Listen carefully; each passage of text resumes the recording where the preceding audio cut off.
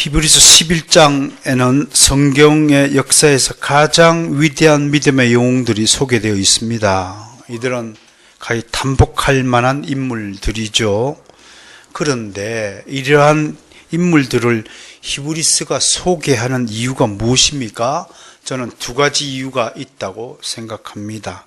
하나는 큰 고난과 박해 속에서 힘든 시간을 보내고 있는 히브리 당시 그리스도인들을 위로하기 위함이다 라고 할 것입니다. 결국 무엇입니까? 고생 끝에 낙이 온다는 것을 하나님의 약속의 근거에 분명히 선포하고 있습니다. 두 번째 이유로는 이러한 영웅들의 사례를 통해 우리로 하여금 그 본을 따르도록 하기 위함입니다. 영국의 유명한 강해 설교자였던 마틴 로이드 존스 목사님은 그 히브리서 강해에서 이렇게 말했습니다. 제가 소개해드리죠. 이들은 마땅한 삶의 모습을 보여준 사람들이었고 세상에서 가장 고귀한 사람들이었던 것이 확실합니다. 그래서 역사에 우뚝 서 있는 것입니다. 이들은 삶에 패배하지 않고 승리했으며 그 때문에 영웅들의 전당에 이름을 올렸습니다. 우리가 이들을 살펴보며 교훈을 배워야 할 이유가 여기에 있습니다. 이들은 많은 사람들과 똑같은 세상을 살았습니다. 이들은 남들과 똑같은 세상에 살면서도 똑같은 육신의 연약함과 문제를 가지고서도 다른 방식으로 살았기 때문에 믿음의 영웅들인 것입니다. 저도 동의합니다. 분명히 히브리서에 기록된 믿음의 영웅들은 우리와 다릅니다. 그들은 모든 시련과 고난과 위험과 공격과 시험 속에서도 하나님으로부터 부여받은 자신의 사명의 길을 절대로 포기하지 않았습니다. 저도 포기하지 않을 겁니다. 리폼더 센터를 세우는 저의 사명이 다하는 그날까지 포기하지 않을 것입니다. 죽음의 순간에도 그들은 믿음을 잃지 않았습니다. 어떤 위협에도 굴복하지 않았습니다. 배교자들처럼 임종의 순간에 이르러 하나님을 의심하거나 부인하지 않았습니다. 실제로 많은 자유주의 교회에 소속된 목사들이 죽으면서 나는 하나님을 믿지 않는다고 유언을 남기고 돌아갔다는 실제적 증언들이 산재합니다. 예수를 말하지만 그들은 실제로 우리가 믿는 예수와 다른 예수를 말하거나 믿고 있는 실정임을 우리는 압니다. 우리 동네에 있는 어떤 성당에서는 1년 내내 단 한 줄도 예수 그리스도의 이름을 전광판에 올리지 않는 것을 저는 목격하고 살았습니다. 지금도 그들은 교황을 소개하는 글귀는 소개해도 예수 그리스도를 믿으라는 소리를 한 번도 하지 않습니다. 우리랑 다른 족속들이죠. 그렇다면 무엇이 이들로 하여금 세상의 많은 사람들과 다른 인생을 살도록 하게 한 것입니까? 대체 이들은 무엇을 보았기에 현실에 안주하지 않고 미래를 향해 걸음을 내디딘 것입니까? 대체 어떤 확신이 있었기에 눈앞에 펼쳐진 고난의 길을 자처하여 걸어간 것입니까? 무엇 때문에요? 이들은 우리 같은 보통 사람들과 다른 무슨 특별한 능력을 지녔던 것입니까? 신기한 마술적 기술을 행했던 사람들입니까?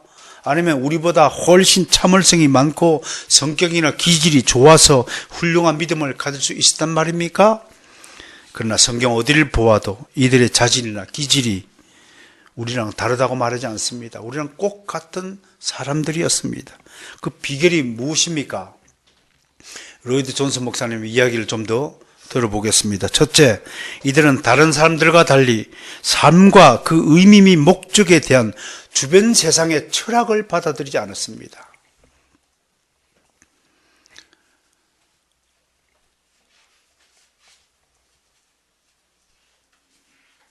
반대 박사님의 일화입니다. 사람들이 반대 박사님의 갈비주의 때문에 평화가 흐트러진다고 그렇게 얘기할 때 왜 세상과 화해를 이루지 못하고 세상 사람들과 좋게 지내지 왜 그렇게 척을 지고 지내냐고 할 때 그분은 당당하게 나도 세상이 싫어 그랬다고 하는 겁니다. 세상이 우리를 싫어하듯이 우리도 세상이 싫어야 합니다. 무슨 뜻인지 아신가요? 11장 7절에 기록된 노아를 보세요. 아직 보이지 않는 일에 경고하심을 받아 경외함으로 방주를 준비하여 그 집을 구하였으니 이름을 말미암아 세상을 정죄하고 믿음을 따르는 의의 상속자가 되었느니라 라고 기록되어 있습니다. 노아는 남들과 똑같은 세상에 살면서도 대다수 이웃들과 같은 관점을 가지고 있지 않았습니다. 눈이 다른 거예요. 생각이 다른 거예요. 이렇게 하나님의 관점, 하나님의 철학을 가진 사람들은 세상을 보는 것이 다른 거예요. 노아는 하나님의 경고하심을 받아 모든 사람들이 하나님의 경고를 받았어요. 120년 뒤에 이 세상이 물에 잠길 것이다 라고 했지만 모든 사람이 다 그 말씀을 허투루 듣고 흘려보냈지만 오직 노아 한 사람만이 하나님의 경고하심을 받아라고 다른 관점을 받아들인 것입니다. 아브라함은 어떻습니까? 이방인들 사이에 태어났음에도 그는 기꺼이 안정된 삶을 버리고 불확실한 세계로 발을 내디뎠습니다. 갈 바를 알지 못하고 그가 나아갔다고 말합니다. 모세도 마찬가지로 지난주에 모세 이야기 들어보셨죠? 공주의 아들로 태어나서 얼마든지 왕궁에서 편히 살 수 있음에도 불구하고 그걸 다 버리고 자처하여 광야의 인생길로 나섰던 것입니다. 이것이 이들의 특징이라고 로이드 존스 목사님은 풀이합니다. 두 번째 특징은 인간관에 있습니다.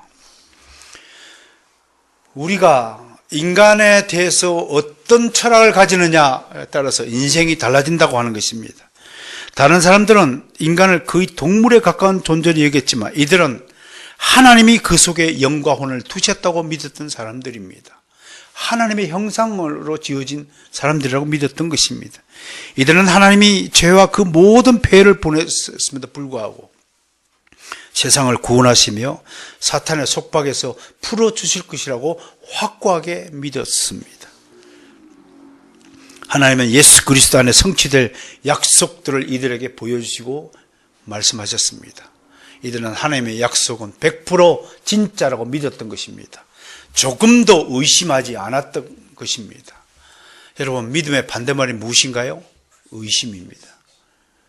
의심하는 순간 믿음은 100%짜리가 아닙니다. 하나님이 우리에게 주신 믿음은 100%짜리입니다. 여기에는 조금도 불신물이 들어갈 수 없습니다. 그러나 의심하기에 확인하고 의심하기에 엉뚱한 인생을 살게 되는 것입니다. 믿음이 없이는 하나님을 기쁘시게 하지 못한다는 사실을 유념하셔야 됩니다. 셋째, 이 믿음의 사람들은 행동으로 자기의 믿음의 진실성을 입증한 사람들이다. 그렇게 풀이합니다. 자신들이 믿는다고 주장하는 바에 합당한 삶을 살았다고 하는 것입니다. 주님이 그렇게 경고하셨죠. 나더러 주여 주여 하고 입술로 부르짖는 자가 다 천국에 갈 것이 아니라 하늘에 있는 내 아버지의 뜻대로 사는 자가 하늘에 갈 것이다 라고 경고하셨습니다. 여러분들은 어떻습니까? 여러분들이 믿는 바대로 살고 있습니까? 믿는 바대로 여러분들이 실천하고 있습니까? 우리 개혁교회에서 교리 없는 신앙을 아주 경계합니다. 원칙 없는 인생살이를 아주 경계합니다. 제가 여러분들에게 늘 입을 열어서 강조하는 것이 있습니다. 모든 그리스도인은 일주일의 삶밖에 없다고 강조합니다. 그러한 삶의 원칙이 있는 인생과 아무런 원칙 없이 사는 인생의 차이가 무엇이겠습니까? 조선시대 사람들에게는 일주일이라는 개념이 없었습니다. 조선시대에 살던 사람이 월요일이 어디 있고 화요일이 어디 있고 주일이 어디 있었습니까? 그날이고 꼭 같은 날에 반복이었을 뿐이었습니다. 그들에게 교회가 세워지고 복음이 전해지면서 그들에게 일주일 단위의 인생으로 바꾸어 놓았습니다. 기독교회가 하나님의 복음이요. 그래서 우리가 지금 이 주일날 하나님 앞에 나와 예배하고 있는 것입니다. 이렇게 원칙이 있는 인생을 살기를 주님 축원합니다. 무계획적이고 하나님이 싫어하시는 규모 없는 삶입니다. 시스템 없는 인생입니다. 내가 늘 강조하죠. 올해 계획, 이번 달 계획, 이번 주일 계획, 멀리는 5년 뒤 계획, 10년 뒤 계획, 10년 뒤에 내가 어떤 모습으로 되어 있을까를 미리 설정하고 기도하고 준비하지 않는 인생은 그건 하나님의 참된 가르침을 저버릴 수 있는 사람이라고 경고하는 것입니다. 제발 부탁합니다. 일주일 단위로 사시되 하루 24시간을 기성정결로 잘 가꾸어서 정결하고 거룩한 모습, 단정한 모습의 인생이 되기를 바랍니다. 물론 가끔 가다가 밥만 먹지는 않잖아요. 치킨도 좀 시켜 먹고 짜장면도 시켜 먹을 수도 있지만 그것이 그 틀에서 벗어나는 일은 아니 되어야 할 것입니다. 마지막 특징은 히브리서에 기록된 모든 믿음의 영웅들은 지치지 않은 열심과 부지런함으로 하나님의 축복을 구했다고 하는 것입니다. 6절의 말씀, 믿음이 없이 하나님을 기쁘시게 하지 못하나니 하나님께 나아가는 자는 반드시 그가 계신 것과 또한 그가 자기를 찾는 자들에게 상 주시는 이심을 믿어야 할지니라 말씀을 실천해 옮겼습니다. 이들의 특징은 잠시도 게으름을 피지 않았다는 것입니다. 부지런했다는 것입니다. 스님도 9년 동안 등을 땅바닥에 방바닥에 대지 않는다 해서 그 유명한 장좌 불화의 수련을 우리에게 남기셨는데 그리스도인들이 어떻게 바닥에 누워서 뒹굴 수 있습니까? 하나님이 잠언서를 보세요. 게으른 자를 얼마나 미워하시는가는 충분하게 우리에게 가르쳐 주셨습니다. 왜 못 사는가요? 게을러서 못 삽니다. 왜 공부 못하는가요? 게을러서 못합니다.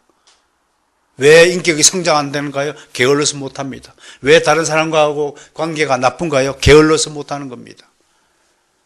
왜 여러분들 인생에 축복이 쌓이지 않는가요? 게을러서 축복이 안 쌓이는 겁니다. 부지런 떨어야 됩니다. 저도 나이가 있고 당뇨로 인하여 조금씩 몸이 늘어지는 것을 느낍니다. 옛날에는 제가 5시 이후에 일어난다는 사실은 제 인생에서 상상이 안 되는 시절이었습니다. 물론 그 시절을 통해서 수많은 책을 읽었고 공부를 했고 기도했고 성경을 연구하였습니다. 근데 지금은 안 됩니다. 그럼에도 움직입니다. 이렇게 몸이 무겁지만 움직입니다. 일어나서 운동합니다. 그리고 걸어서 내려옵니다. 밥 먹고 또 한 번 움직입니다. 책상 앞에 한 3시간만 앉아있어도 어깨가 온종일 내려앉습니다. 그럴 때마다 팔을 움직입니다. 여러분, 움직여야 사는 겁니다. 멈추지 않고 달려야 하는 겁니다. 열심히 땀 흘리는 인생이 되어야 됩니다. 이들 보세요. 히브리서 11장에 기록된 믿음의 영웅들 특징들을 보세요. 그들은 조금도 인생에 안 좋아하지 않았습니다. 걷고 달리고 또 일구고 땅을 파고 우물을 파고 새로운 지역을 개척하고 도전하고 그런 인생을 살았던 것입니다. 오늘 또 성경 필사 노트 제출하는데 딱 2사람만 가져왔어요. 왜 못할까요? 바빴어요? 목사님 이번 달은 엄청 바빴어요. 니만 바빴냐? 응? 이번 달은 막 감기 몸살이 걸려가지고 니만 감기 몸살이냐? 아브라함한테 물어보세요. 가서 아브라함 어르신 어떻게 이렇게 부지런히 살았습니까? 물어봐야 됩니다. 다 핑계입니다. 게을러서 못 쓴 거예요. 아니라는 생각 때문에 못 쓴 거예요. 내가 분명히 경고합니다. 11월 달에도 이런 모양이면은 내가 벌을 내릴 겁니다. 여러분 모두에게. 그 벌 받기 싫으면 다 다른 교회로 가세요. 옮기셔야 돼요. 난 책임 안 져요, 여러분들. 안 질 거예요. 이 자그마한 약속에도 순종하지 않는 여러분들이라면 내가 여러분들을 포기하고 말 것이라는 것을 경고하니까 알아서들 하세요. 여러분들이 잘못해도 허허 그러는 교회가 헛하게 많은 줄로 내가 알고 있습니다. 마음 편히 인격적으로 잘 대접받고 존중받으며 신앙생활을 하기를 원하신 분은 옮기도 좋습니다. 대신에 나는 절대로 그런 분에게 이명정서는 안 써줄 겁니다. 하나님 나라에 가서 봅시다. 겁을 반뜩 줄 테니까 알아 정신 차리고 하셔야 됩니다. 가서 손 흔듭시다. 아침 일찍 일어나자. 일어나자마자 기도하자. 자기 전에 말씀 읽자. 일기 쓰자. 기도하자. 아멘. 이것만 해도 여러분들 인생이 완전히 달라질 줄 믿습니다. 좀 실천하세요. 좀 말이 떨어지면 이게 순종입니다. 그런 여러분들이 될 줄 믿습니다. 자, 여기서 우리는 오늘 본문에서 나타난 또 하나의 특징을 살펴볼 수 있습니다. 로이 존슨 목사가 언급하지 못한 특별한 특징 중 하나를 여러분에게 소개하고자 합니다. 바로 믿음의 영웅들이 어떤 삶을 살았느냐? 나그네의 삶을 살았다고 하는 것입니다. 그래서 오늘 저는 설교의 제목을 나그네의 삶이라고 불렀습니다. 국어 사전에 나그네란 자기 고장을 떠나 다른 곳에 잠시 머물거나 떠도는 사람이라 합니다. 혹은 낯선 남자 어른을 예스럽게 부르는 옛말이다. 그렇게 기록되어 있어요.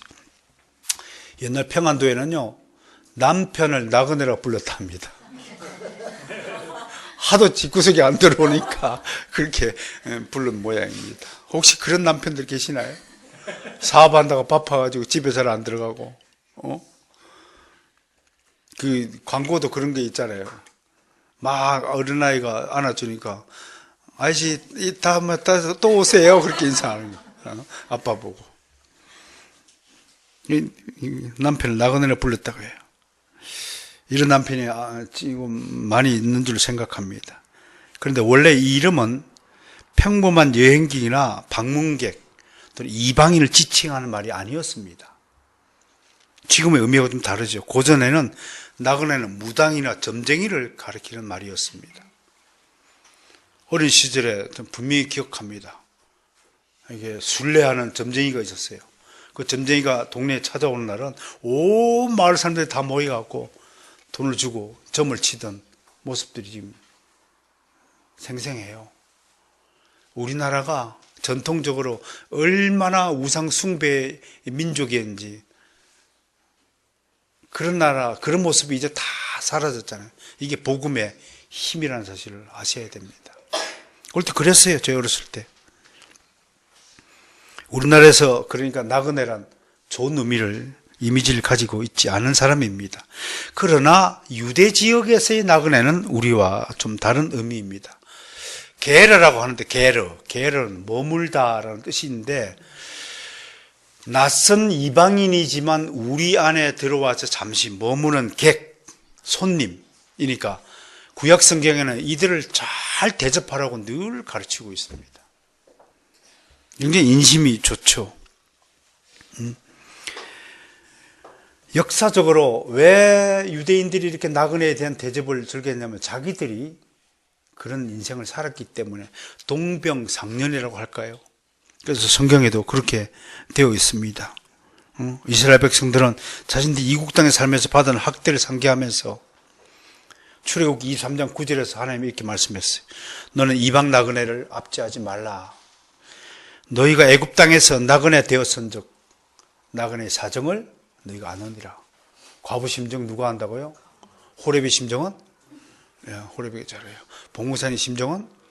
네, 봉우사님 제일 잘합니까? 여러분, 우리가 다른 사람의 처지를 안다는 것은 굉장히 중요한 일입니다, 사실은. 어제 저녁인가 프로를 보니까 깜짝 놀랐는데, 이태원에서 일어난 사건입니다. 거리에서 폭행이 일어났는데 1시간 동안 폭행을 하는데도 아무도 개입하지 않고 있었던 사건이 있었습니다. 미국에서도 실제로 그런 게 있었죠. 여자가 폭행당하는 순간에 살려달라고 도와줘 헬프미 소리쳤는데도 목격자가 30 몇 명이나 실제로 있었음에도 불구하고 아무도 구조의 손을 펼치지 않은 것. 두 가지 심리가 있어서 그렇다고 해요. 누군가 신고하겠지. 방관자의 입장이죠. 그리스도인은 방관자가 되어서는 안 됩니다. 다른 사람의 어려운 입장을 고려하고 배려하고 그들과 함께하는 것이 하나님의 뜻인 줄 믿으시기 바랍니다. 무서워하지 마시고, 괜히 또 도와줬다가, 옛날에 부산에서 어떤 신문 기자가 어떤 여자를 돕다가 자기가 칼에 찔려가지고 손가락 3개인가가 지금도 쓰지 못하는 경우가 있는데, 그 인터뷰하는 장면인데, 그래도 다행이죠. 제가 그랬지 않아도 그 여자가 목숨을 잃었을지도 모르지 않습니까? 라고 우리가 반문하는 목소리. 그리스도인이 아닌 세상 사람들도 이렇게 다른 사람의 일에 목숨을 걸고 막 헌신하는데, 우리에게서 그런 모습이 발견되지 않는다면 우리 좀 심각하게 생각해 볼 필요가 있을 것 같다라고 생각합니다. 아무튼 어려움에 빠진 이웃을 생각하는 것, 이게 성경적인 정신이라는 것을 해야 됩니다. 유대인들이 얼마나 나그네를 잘 대접했는가 성경적으로 몇 가지만 더 알아보겠습니다. 예를 들어 안식일에 쉼을 같이 하였습니다. 종들이 있잖아요. 노예 이방인들이 와서 이스라엘 백성들에게 종이 되었을 때도 주일만큼은 일을 시키지 않았던 것입니다. 굉장히 그러니까 훌륭한 민족이죠. 왜? 하나님의 말씀을 믿고 말씀에 따라 살았던 백성들이니까. 그래서 유대인들이 위대한 겁니다. 공정한 재판을 받을 권리를 보장했습니다. 77절에는 절기 음식을 노예들에게도 다 공정하게 꼭 같은 분량으로 나누어 주었습니다. 대단하죠. 저희 집에 어렸을 때 일하시는 그분을 이제 낮추어 부른 말들이 머슴이라고 하는데, 일하시는 분들이 한 5분 계셨더랬어요. 그러니까 제가 어마어마하게 부잣집 출신이라는 것을 이제 아시겠죠? 지금은 이렇게 가난뱅이가 됐지만, 복음의 부자가 되었지만, 물질적으로 가난하지만, 네. 그분들에게, 저희 조부님이 훌륭하신 분이 그런 것 같아요. 그분들 밥을 항상 2곱을 주고 반찬을 2배를 주었어요. 지금도 기억나요. 그분들 일하는 거 보면 우리는 깎아서 주는데 그분들은 배고프다고 이렇게 쌓았어요. 이렇게 쌓아주고.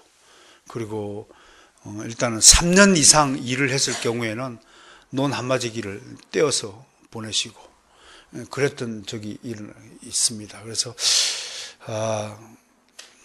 그런 점은 정말 우리 조부님 같은 분이 예수 그리스도를 영접하고 택한 백성이었다면 얼마나 정말 참된 모범이 되었을까 하는 그런 안타까운 마음을 한번 가져도 봅니다. 또 레위기 19장에 보면 추수 때 남겨놓은 이삭과 열매들을 그들로 먹을 수 있도록 일부러 추수를 다 하지 않는 거예요. 뭐 음식을 해도 나만 다 먹지 않는 거예요. 특히 이제 음식에 대해서는 이게 굉장히 배려가 필요해요. 그러니까 유대인들의 음식 문화는 내가 절대로 먼저 먹지 않아요. 그러니까 그런 것들이 굉장히 훌륭해요. 미국에 가봐도 그렇지만 내가 절대 먼저 권해요. 항상 미국인들이나 유대인들이 특징이 음식당 나오면 먼저 드실래요? 항상 제가 먼저 해요. 근데 우리는 어떤가요? 맛나는 거 보면 그냥 확 하고 개걸스럽게 먹어버리잖아요. 그게 우리들 모습이죠. 아이들 가끔씩 회식을 이렇게 시켜주면 그런 것들을 기본적으로 집에서 가르치지 않기 때문에 다른 사람의 배려가 없는 거예요. 고등학생이나 중학생이나 초등학생이나 뭐 치킨하고 피자 갖다 놓으면 야 친구야 네가 먼저 먹어 하는 녀석은 하나도 없어요. 이게 한국인의 현주소입니다. 그게 어떤 차이가 나타나는지 아세요? 그게 이기적이냐 이타적이냐를 가르는 어릴 때부터 습성이 나타나는 것입니다. 제발 자녀들 이런 음식 하나 먹는 문제도 자기들 보고 먼저 먹이지 말고 가장이 먼저 딱 숟가락을 들었을 때 그 다음에 일어날 수 있는 이런 원리들, 이런 기준들이 좀 세워져야 이게 올바른 가정교육이 일어날 것이라는 것입니다. 자유롭게 키우는 것하고 원칙이 있는 자유로움과는 완전히 다른 차원이라는 것. 이런 것도 우리가 유대인들에게서 좀 교훈을 받아야 됩니다. 그리고 더 중요한 대접이 하나 있어요. 나그네, 비록 나그네고 이방인일지라도 할례를 받으면 그때부터 동일하게 유대인 취급을 해준다는 거예요. 이게 미국의 정신이에요. 영주권만 받으면 모든 미국 시민으로서의 권리를 다 누리도록 해주는 거예요. 우리는 그게 잘 안 돼요. 우리 가운데 특히 동남아나 방글라데시, 파키스탄에서 온 친구들, 우리보다 가난한 나라에서 온 사람들을 우리가 얼마나 멸시하는지 정말 부끄러운 일들이거든요. 그러니까 이런 나그네를 대접하는 문화에 대해서 한번 생각해 보는 시간이 되었기를 바랍니다. 나그네 민족으로서 이스라엘이 어떤 의미일까 한번 생각해 보겠습니다. 구약에서 신학적으로 매우 중요한 사상이기 때문입니다.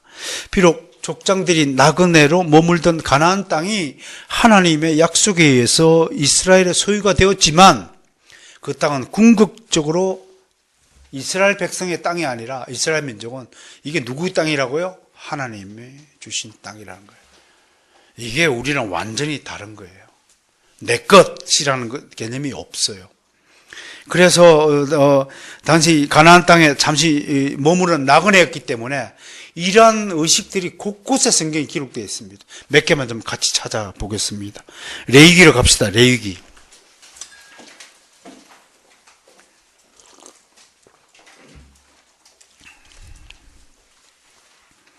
모든 것이 궁극적으로는 하나님의 소유라는 사실을 이렇게 기록하고 있습니다. 레위기 25장 23절. 보세요. 토지 있잖아요. 우리 같으면 내 거야 그러지만 토지도요 이렇게 취급하고 있습니다. 시작. 토지를 영구히 팔지 말 것은 토지는 다 내 것입니다. 너희는 거류민이여 동거하는 자로서 나와 함께 있느니라. 이스라엘 백성들의 머릿속에는 토지마저, 등기가 내 앞으로 되어 있는 토지마저도 함부로 팔거나 그러지 않은 게 왜? 내 게 아니고 하나님 거니까. 잠시 내가 하나님께 빌려서 내가 받은 관리하고 있다는 청지기 정신이 아주 강합니다. 내 거라는 소유가 없어요. 그러니까 그리스도인이요, 내 거에 대해서 집착을 갖고 있다면 그건 정말 자신이 거듭난 사람인지를 깊이 고민해 봐야 됩니다. 여러분들 거 다 내놓으세요. 하나님께 맡기신 것이다. 역대상 29장 15절 가보겠습니다. 역대상 29장 15절.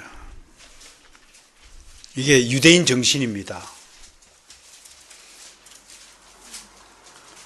찾으셨나요? 29장 15절. 역대상 29장 15절. 오래 걸리시네, 이거는. 역대상을, 역대기를 평소에 잘 안 읽는다는 증거입니다, 이건. 오래 보니까. 시작. 우리는 우리 조상들과 같이 주님 앞에서 이방 나그네와 거류민들을 세상에 있는 날이 그림자 같아서 희망이 없나이다. 바로 이러한 정신 때문에 유대인들이 죽으면서 거의 자신의 유산을 학교를 설립하거나 운영하는 데 장학금으로 바치거나 무슨 유지재단의 기금으로 기부하거나 하는 겁니다. 우리처럼 천박하게 자식한테 물려줘가지고 그것도 양도소득 안 내려고 막 편법을 써가지고 정리를 하고 이런 천박한 행동을 하는 것과는 완전히 다른 차원이에요. 이런 차원, 이런 정신 때문에 기부가 일어나고 도네이션이 일어나고 학교가 세워지고 공동하고 여러분 거의 모든 그 고아원이라든지 사회 공공시설, 복지시설들은 다 이렇게 기부금으로 또 만들어진 겁니다. 우린 좀 이런 점에 좀 각성하고 좀 수준을 좀 끌어올려야 됩니다. 이 땅이 내 것이 하나도 없다는 것, 오직 하나님의 것이라는 것 고백해야 됩니다. 베드로전서 2장 11절 말씀 제가 읽어드릴게요. 사랑하는 자들아, 거류민과 나그네 같은 너희를 권하노니 영혼을 거슬려 싸우는 육체의 정욕을 제어하라. 야, 나그네가 무엇담시 이 땅에다가 그렇게 집착을 가지고 애착을 가지고, 제가 그 얼마 전에 아내와 함께 옷을, 안 입는 옷을 한 10벌 이상을 정리하는데, 야, 참, 제가 명색이 성직자잖아요. 왜? 안 믿겨집니까? 제가 정직자라니까? 아주 의아한 표정으로. 제가 성직자입니다. 모름지기 성직자는 고결한 삶을 살아야 합니다. 그래서 쓸데없는 옷을 다 그냥 아내가 깨끗이 빨아놨길래 접어가서 버리려고 하는데 순간적으로 야, 아깝다, 그런 생각이 들어요. 그래서 내가 속으로 이 못된 놈아, 네 거냐? 그런 생각하면서 탁 과감하게 결단해 버렸어요. 앞으로도 또 버릴 겁니다. 그러니까 이 땅에서 있는 것에 대해서 집착하고 애정을 가지는 것 자체를 하나님이 싫어한다는 거예요. 왜? 네 거 되면 못 버려요. 집착하는 거 아니에요. 우리가 자식에게 대해서 마찬가지로 왜 그런 한국인만의 쓸데없는 애정을 가지느냐? 집착하기 때문에 그래요. 자식이 그걸 나의 소유물로 생각하면 당연히 집착하지 않겠어요? 그러니까 이게 완전히 차원이 다른 거예요. 여러분, 성경을 통해서 하나님이 안내하는 세상이 어떤 세상이겠습니까? 하나님 나라 아닌가요? 하나님 나라는 하나님의 것입니다. 그런 이 나그네 정신.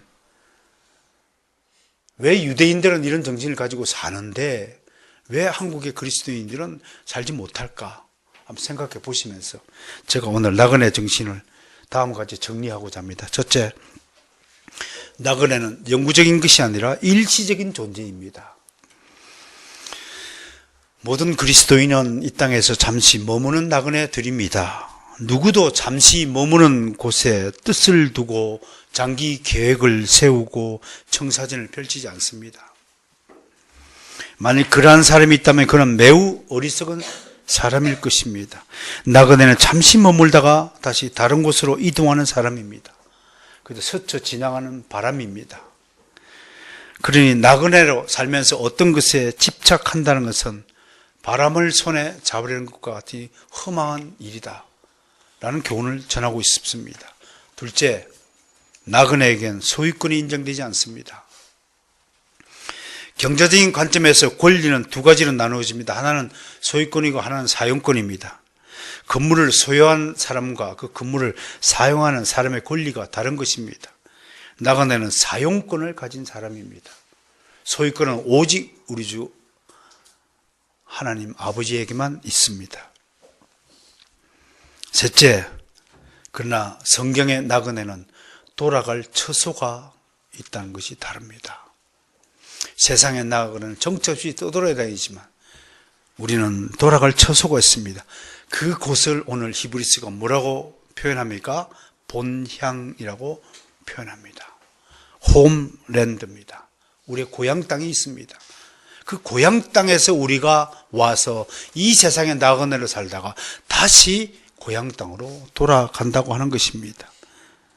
본향은 원래 우리가 태어난 곳을 말합니다. 우리 한국 사람들은 모두 본적을 가지고 있잖아요. 자신이 태어난 곳은 영원히 변하지 않고 존재하듯이 모든 그리스도인에게도 본적이 있습니다. 그것이 바로 하늘나라입니다. 그것이 우리의 본향입니다. 먼저 14절에서 모든 믿음의 영웅들은 본향을 찾는 자였다고 증언하고 있습니다. 저와 여러분들도 본향을 이렇게 이들처럼 갈망하는 인생이 되어야 할 것입니다. 이 말은 우리 또한 이 세상에 살면서 다른 곳을 바라보지 말고 이들처럼 본향을 바라보며 살 것을 주문하고 있다는 것입니다. 여러분 지금 어디를 보고 살고 있습니까? 여러분 머릿속에 여러분 집이나 두고 온 개칠드런이나 그러한 것들이 생각이 난다면 여러분들 본향을 잊어버린 사람들입니다. 항상 우리 머릿속에는 하나님이 계신 영원한 하나님의 나라를 그리며 살아야 할 것입니다. 다음으로 15절의 말씀을 역설적으로 해석하면 한마디로 본향을 생각하지 않았던 사람은 돌아갈 기회가 없다고 말하고 있습니다. 하나님이 정당하신 분이십니다. 그래? 네가 나와 함께 살기 싫다면 그럼 그곳에서 영원히 살아라. 그것이 어딘가? 세상과 지옥입니다. 그래 네가 원하는 대로 살아라. 돌아갈 기회가 없다. 네가 나랑 같이 살기 싫다는데 내가 어쩌겠니? 네가 좋아하는 대로 살아야지. 그게 하나님의 판단이라고 15절이 그렇게 말씀하는 것은 굉장히 위트 있는 말씀이라고 생각합니다. 셋째, 16절에 보니까요. 넷째군요. 믿음의 사람들은 자신이 살고 있는 땅보다 자신이 바라는 본향이 더 나은 곳임을 확신했다고 하는 것입니다. 여러분, 혹시 천국이 지금보다 못할 것이라고 상상하는 사람이 있습니까? 간혹 그런 사람 보았습니다. 간혹 세상에 도취된 사람들은요, 천국이 지금 이 세상보다 설마 더 좋을까 하고 의심합니다. 어떤 사람들일까요? 이 세상에서 돈 많고 아무런 근심 걱정이 없이 허구한 날요 가만히 앉아서 따박따박 돈을 들어오는 불로소득자들이 한국에 지천에 깔렸습니다. 거의 모든 건물주들은 다 불로소득자들입니다. 월세 받아서 사는 거죠. 더 놀라운 사실은 그네들의 자식들은 거의 무직업자들이라는 겁니다. 왜? 직업을 왜 가져요? 자식들이 따박따박 부모가 용돈 주고 다 키워주는데 허구한 날 놀러 다니는 겁니다. 허구한 날 골프 치러 다니고 허구한 날 여행 다니고 허구한 날 여자질 하고 좋은 거 먹으러 싸돌아 다니고 그러고 있으니까 그 사람들이 천국 얘기하면 여기가 천국인데 뭐가 나보고 천국을 가라고 하냐고 한단 말이죠. 그러나 이는 마치 갓난아기가 어른들이 누리는 세상의 참모습을 상상하지 못하는 것과 같습니다. 우리 수준에서는 천국의 삶이 상상되지 않는 것일 뿐입니다. 그러나 분명히 하나님이 약속하셨습니다. 천국은 죽음도 없고 아픔도 없고 슬픔도 없고 눈물도 없고 영생의 존재들만 있는 곳이라고 말씀했습니다. 이 세상과 비교도 되지 않는 것입니다. 다섯째, 16절 하반부에서 이러한 믿음의 사람들에게 하나님이 어떤 은혜를 베푸신가를 논합니다. 하나님이 이들 위해 두 가지 선물을 예비하였습니다.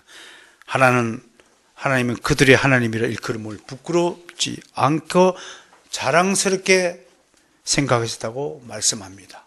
이야, 하나님은요 이렇게 믿음의 영웅들을 얼마나 자랑하고 싶었으면 이런 기록을 남겼을까요? 과연 여러분은 하나님이 자랑할 만한 그런 그리스도인이십니까? 하나님이 이 사람을 보라, 사탄에게 당당하게 욥을 보라, 사탄아 이만한 믿음을 가진 내 자식을 보았느냐? 그런 욥에 대해서 하나님이 자부심을 느끼고 자랑을 여겼듯이 이 말이 주는 역설적인 의미가 뭡니까? 과연 너는 하나님이 부끄러워하지 않는 자식이냐? 이 땅에 사는 모든 자식들에게 물어봅시다. 과연 너는 네 부모에게 자랑이 되는 자식이 되느냐? 동일한 질문입니다. 우리는 동일하게 나는 과연 하나님이 나를 자랑스러워하는 만한 좋은 믿음을 가졌는가 생각해 보아야 합니다. 부모님이 자랑스럽게 여기는 자식이 있는가 하면 부끄러워하는 자식이 있습니다. 최근에 정말 끔찍한 살인을 저지른 한 청년은 그 부모를 영원히 부끄럽게 한 범죄인입니다. 그럼에도 우리를 더 놀라게 하는 것은 그 부모의 태도입니다. 그런 자식을 감사하는 하는 부모가 과연 옳은 부모일까요? 만약에 여러분들 자식 중에 그런 범민이 나타난다면 여러분들 광화문 가고 석고 대제합시오. 자식 잘못 키웠잖아요.